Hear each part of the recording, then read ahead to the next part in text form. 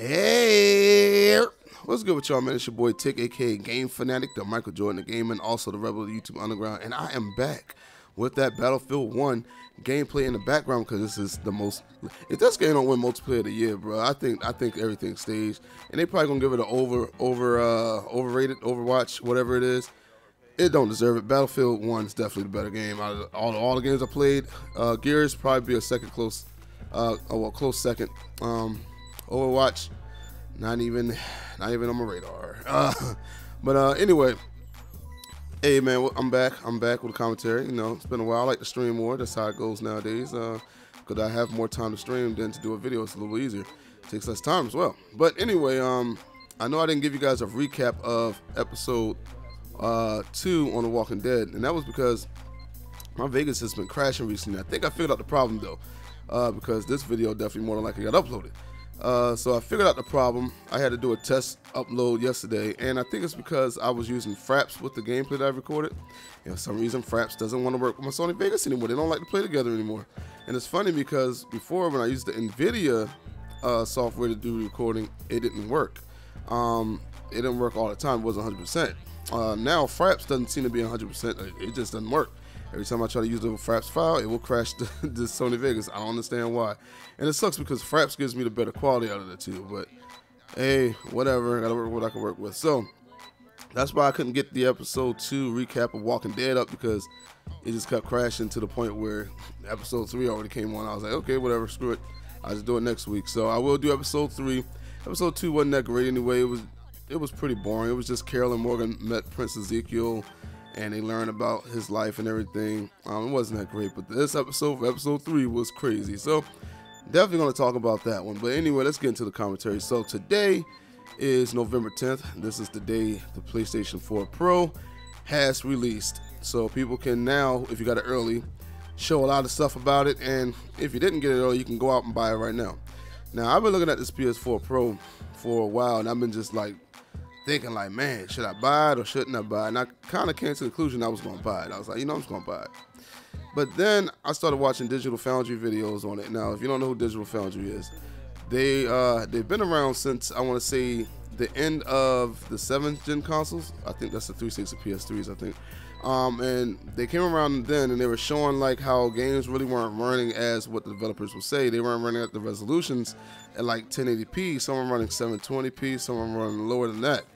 And they were showing that because they have like this little tool system, that computer that they use that has all these tools on it that can show the it can count the pixels to give you the resolution, and it also will tell you the FPS on a game. So they also decided to put a PC together with the hardware of the PlayStation 4 and the Xbox One before they even released in 2013 to show, you know, what kind of quality we will get if we wanted to hit certain targets. Frame rates, that is. And they hit it right on the nose with everything they were saying. People were like mad at them, like, that's not true. They know this got roamers, and a lot of stuff they were showing was true. So they're very reliable when it comes to if you want to know how a game is running and what the resolution is. So they got the PS4 Pro, and they have been putting out videos recently, you know, talking about the resolutions and, you know, and how the frame rates work. So, you know, Sony was pushing this as a 4K console because I really believe it's because they heard about the Xbox Scorpio, and they want to be the first, you know, and only console to do 4K at this time, which is somewhat true. And then we found out from, you know, now some of us already knew. We knew when we heard the 4-point-something teraflops. We was like, yo, that's not pushing 4K. We knew about this. But Digital Foundry, they help. What's the word I'm looking for? They showed our suspicions were correct pretty much. So, looking at these games, they were showing that a lot of these games were not indeed 4K. They were lower resolutions, but upscale with the checkerboard rendering to look 4K and fit a 4K screen, but not look as bad. But these games, even at that 4K resolution, and some of them being checkerboarded, they still barely hit a solid 60 FPS, and some just don't hit them at all. You literally have to play it in 30 FPS, and that's sad to me. Like, I know the The Last of Us game is actually in 4K, but that game came out on PS3 days. So I could expect that because it still had the PS3 graphics. Really, they really didn't bump the graphics up even with the remaster. So that's one that's actually going to be native 4K resolution. But you can see right off the bat, because I was watching on my 4K TV because they uploaded in 4K. You can see right off the bat that the textures and the shadows and things are cut completely down. Like there's no reflection off water. The shadows aren't that great. They're a little soft. There's even like textures in the game that's soft, and I was seeing that, for a lot of games, especially the ones that weren't even natively 4K. And the one that really got me was the Tomb Raider demo when they compared it to the PC maxed out 4K. No, it wasn't even maxed out, it was just high settings. The high settings on the PC still show more textures, better shadows, and things like that. And when like some sparks were popping off the wall in the Rise of the Tomb Raider, you could see like the checkerboarding artifacts on the little sparks flying off the wall, and that was crazy. So it got me thinking like, yo, is this console even worth it? To me, I'm thinking like, I don't think I should buy it now unless it drops, in the next few years, or Black Friday or something like that. That's the only way I would buy it. Or if GameStop will give me a good price to put towards it for my vanilla PlayStation. Like if they give me $200, then I would do it.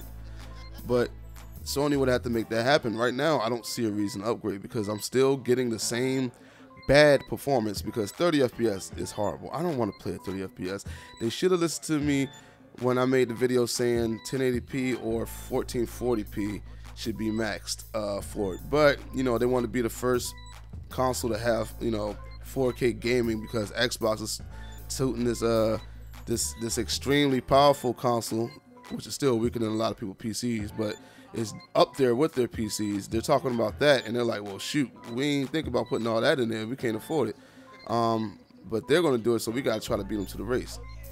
I don't know, man. I might just hold off on it. How did I kill that guy with the grenade? I don't know, but I might just hold off on it and just deal with my PlayStation 4. Plus, I heard about that they're not able to stop developers from charging you for those updates. If they want to, they can still charge you for those updates. Only the Sony games will not charge you, but any third-party developer, they can do whatever they want. If they want to give you those updates, they can charge you.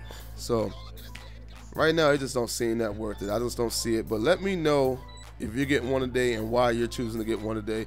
If you don't have a PS4, then I can understand. Definitely pick one up.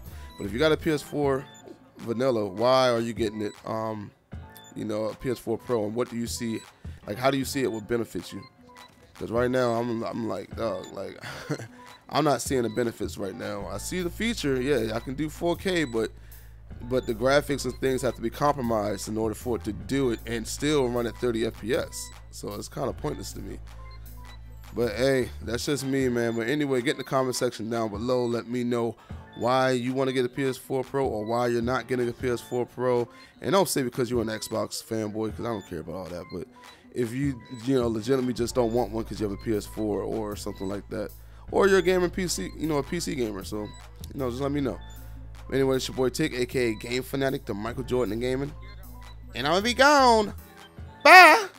Also check out my last videos, man, because Cosby ain't gonna be on this.